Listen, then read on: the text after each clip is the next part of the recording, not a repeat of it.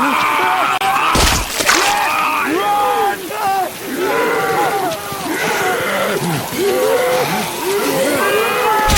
Hello guys, आज मैं आप सबके सामने हाजिर हूँ द वॉकिंग डेड सीरीज़ के सीजन 1 के एपिसोड 2 की एक्सप्लेनेशन वीडियो लेकर।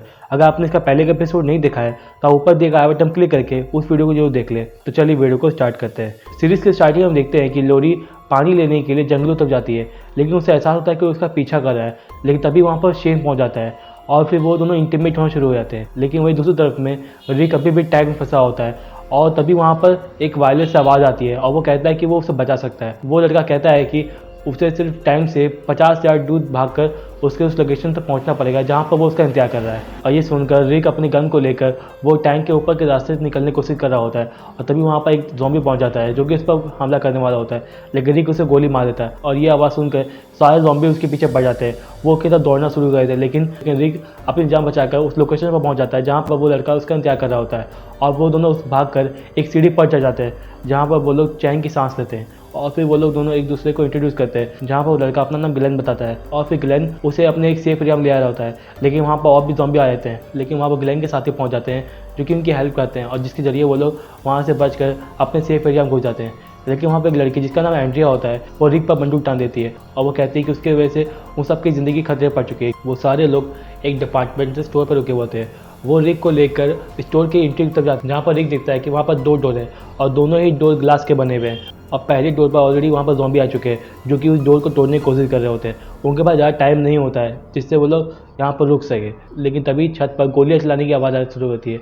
इसके बाद वो सारे भागकर छत पर पहुँच जाते हैं और वो लोग देखते हैं कि वहाँ पर डिक्सन खड़ा होता है जो कि अपने मज़े के लिए वो ज़ॉम्बी पर शूटिंग कर रहा होता है। लेकिन सबके ग्रुप में एक लड़का जिसका नाम टी होता है वो डिक्सन पर चलाना शुरू कर देता है। वो कहता है कि हमारे पास ऑलरेडी इतने बुलेट्स नहीं है कि हम अपनी जान बचा सके और तुम यहाँ पर बुलेट्स वेस्ट कर जा रहे हो। लेकिन डिक्सन कहता है कि मैं यहाँ का बॉस हूँ, मैं किसी और की बात नहीं सुनने वाला और खास करके मैं एक ब्लैक स्किन वाले की तो नहीं सुनने वाला। जिसके बाद उन दोनों के बीच में लड़ाई शुरू हो जाती है। लेकिन रिक उन दोनों की लड़ाई को रोकने की कोशिश करता है, लेकिन डिक्सन उसे मार के गिरा देता है। लेकिन डिक्सन टी पर बंदूक टांग देता है। वो उसे मारने वाला होता है, लेकिन सारे लोग उसे समझाने की कोशिश करते हैं। जिसके बाद वो रुक जाता है। डिक्सन कहता है कि मैं यहाँ का बॉस हूँ और वो कहता है कि जितने लोगों को मैं मंजूर हूँ वो अपने हाथ उठा दे। और मजबूरन सारे लोगों को अपनी जान बचाने के लिए अपने हाथ उठाने पड़ते हैं।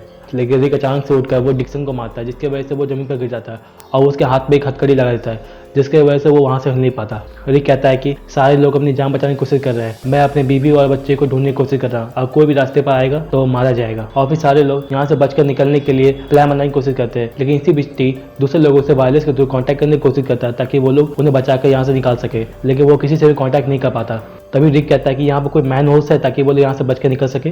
और फिर ग्लेन चेक करता है तो वो देखता है कि वहाँ पर कोई मैन होल्स नहीं होते जिसके जरिए वो लोग यहाँ से बाहर निकल सके। लेकिन इसी बीच जैकी कहती है कि ये सारी बिल्डिंग्स 20s में बने हुए हैं और उस समय यहाँ पर सीवर्स टनल बने हुए होते जिसमें जितने भी बाहर का पानी आता है वो सारे इन टनल्स के थ्रू बाहर निकल जाता है। और वो लोग प्लान करते हैं कि वो लोग बेसमेंट बना हुआ सीवर टनल्स यूज़ करेंगे ताकि वो लोग यहाँ से बाहर निकल सके। और फिर सारे लोग बेसमेंट चले जाते हैं, जिसके बाद ग्लेन और मॉरिस दोनों ही टनल के अंदर चले जाते हैं ताकि वो लोग यहाँ से बचकर निकलने का रास्ता ढूंढ सके।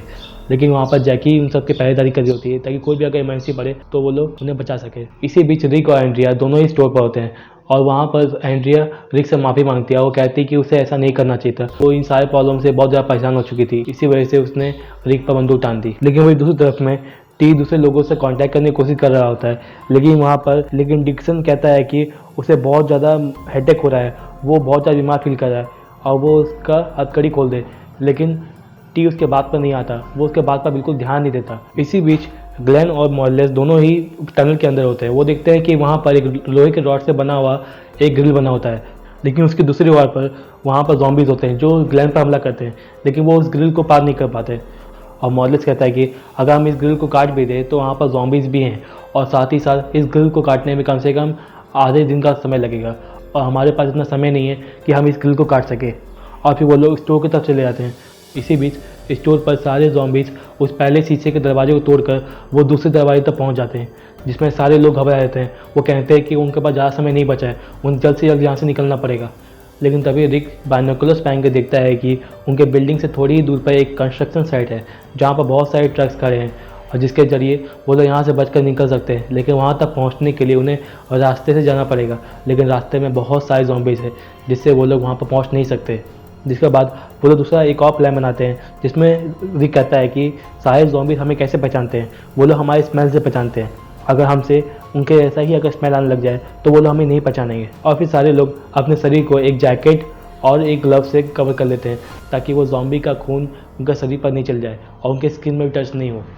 और फिर दो लोग दूसरे रास्ते से निकलकर एक मरे हुए ज़ॉम्बी का बॉडी लेकर अंदर आ जाते हैं, जिसके बाद रिक उस बॉडी के पॉकेट से एक वॉलेट बाहर निकालता है जिसमें उसकी आइडेंटिटी होती है।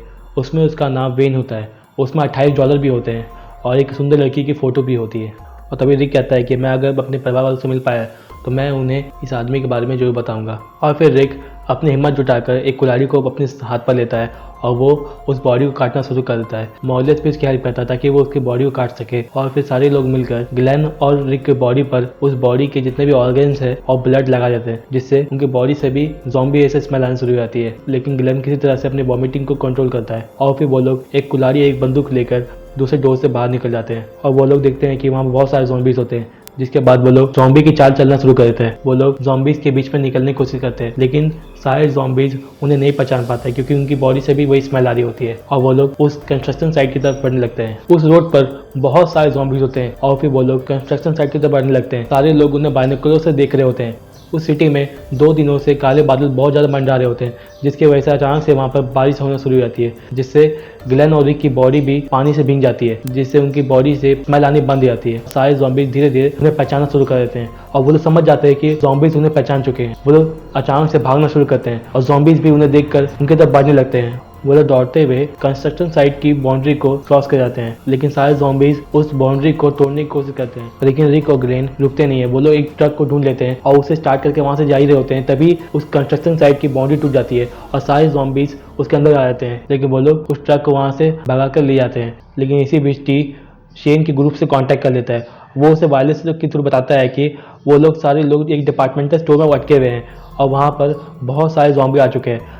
किसी तरह से वो लोग यहाँ पर आकर उन्हें बचा कर ले जाए, लेकिन अचानक से उनका कांटेक्ट टूट जाता है। लेकिन शेन कहता है कि वो अपने ग्रुप के लोगों का जान खतरे में नहीं आ सकता है और वो उन्हें बचाने नहीं जा पाएगा। लेकिन वहाँ पर एंड्रिया की बहन भी होती है और वो कहती है कि हमें उन्हें बचाना जाना पड़ेगा, वहाँ पर मेरी बहन भी है जिसकी जान खतरे में है। लेकिन शेन उसे मना कर देता है। लेकिन लोरी भी उसे मनाने की कोशिश करती है, लेकिन शेन फिर भी मना कर देता है। वो कहता है कि हम सारे लोगों की जान खतरे में नहीं आ सकते। इसी बीच रिक अचानक से प्लान को चेंज कर देता है। वो एक गाड़ी के पास जाकर उसके शीशे को तोड़ देता है, जिसकी वजह से उस गाड़ी से अलार्म की आवाज़ आने लगती है और वहाँ पर बहुत ज़्यादा शोर मचने लगता है। और वो कहता है कि उसे ज़ॉम्बीज़ को डिस्ट्रैक्ट करने के लिए सारे शहर में इसे दौड़ाना पड़ेगा, जिसके बाद सारे ज़ॉम्बीज़ उसके कार की तरफ बढ़ने लग जाएंगे, जिसका फ़ायदा उठाकर रिक उन सबको बचा कर यहाँ से ले जाएगा। और ग्लेन रिक के प्लान को सुनकर तैयार हो जाता है। वो सारे शहर में सारे ज़ॉम्बीज़ को दौड़ाना शुरू कर देता है और इसी बीच वो अपनी टीम को कांटेक्ट करता है और जिसके बाद सारे लोग स्टोर से निकलने के लिए दूसरे रास्ते तक चले जाते हैं। लेकिन इसी बीच टी जब वहाँ से जाने वाला होता है तभी डिक्सन उससे आवाज़ लगाता है और वो कहता है कि वो उसकी हथकड़ियाँ को खोल दे ताकि वो यहाँ से बचकर निकल सके। जिसके बाद टी डिक्सन की बातों में आ जाता है। वो जैसे उसके पास आ ही रहा होता है तभी उसका पैर फिसल जाता है, जिससे उसके हाथ में रखी चाबी छूटकर पाइप के अंदर चली जाती है। जिसके बाद डिक्सन टी को गालियाँ देना शुरू कर देता है, लेकिन टी उससे माफ़ी मांगता है और वहाँ से वो अपनी जान बचाकर वहाँ से भागना शुरू कर देता है। लेकिन वो छत पर जाने वाले रास्ते को बंद कर देता है ताकि वो उसकी जान को बचा सके और वो दूसरे गेट की तरफ भाग जाता है। इसी बीच रिक बड़ी गेट के पास में अपने ट्रक को लेकर पहुँच जाता है ताकि वो लोग को बैठाकर वहाँ से ले आए। और तभी स्टोर का दरवाज़ा टूट जाता है, जिसके बाद सारे ज़ॉम्बीज़ उसके अंदर आने लग जाते हैं। लेकिन वो लोग उस गेट को खोलकर ट्रक में बैठ जाते हैं और वो लोग यहाँ से बचकर निकल जाते हैं। और फिर रास्ते में टी उन लोगों को डिक्सन के बारे में बताता है। लेकिन एंड्रिया पूछते हैं कि ग्लेन दिखाई नहीं दे रहा है, जिसके बाद हमें दिखाई देता है कि ग्लेन अपने कार को लेकर शहर के बाहर तो जा रहा होता है जहाँ पर सारे लोग जा रहे हैं। तो आपको कैसी लगी एपिसोड 2 हमें कमेंट में जो बताइएगा और चैनल को सब्सक्राइब जरूर कर लीजिएगा। हम इसके आगे वॉकिंग डेड के और भी एपिसोड लाने वाले हैं, तो इस वीडियो को लाइक जरूर कर दीजिएगा। Thanks for watching. 1 2 3